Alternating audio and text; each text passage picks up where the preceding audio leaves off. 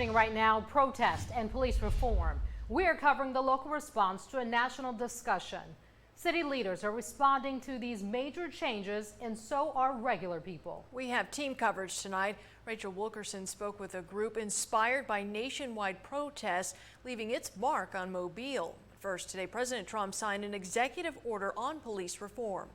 The order creates a new database for tracking police misconduct to keep them from moving from job to job. It also encourages police officers to seek help from mental health professionals. Federal grants will be used as incentives for departments to meet certain certification standards. Finally, it puts a ban on the use of chokeholds except to save an officer's life. Local police chiefs we talked to say they agree with the president's order to reform police departments. NBC 15's James Gordon joins us with how departments both big and small are reacting. Well, local law enforcement likes what it sees so far, they say, but as long as it's funded. Police chiefs we talked to say there has to be mutual respect between the community and those who police it. To remember that we all have a role to play in what happens in our community. If something bad happens, there's more than one party involved, and I would ask that you look at how both parties responded to what actually occurred. I don't think there's anything wrong with always looking at the way that you're policing and should we be doing things differently. It always evolves over time.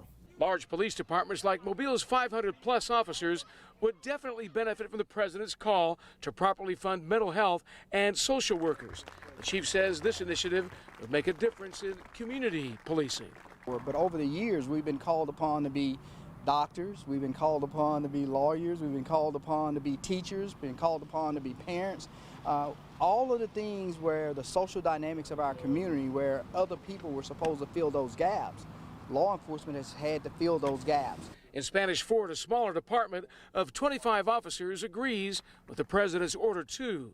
Chief John Barber says he's excited about the grant money to better train officers. The president talks about actually creating grant opportunities to help recruit and retain highly qualified police officers. And so I know there's a big movement right now with defunding departments, even disbanding some departments.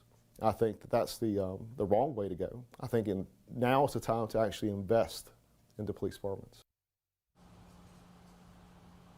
Meantime, the National Fraternal Order of Police, the largest police union in the country, endorses President Trump's executive order.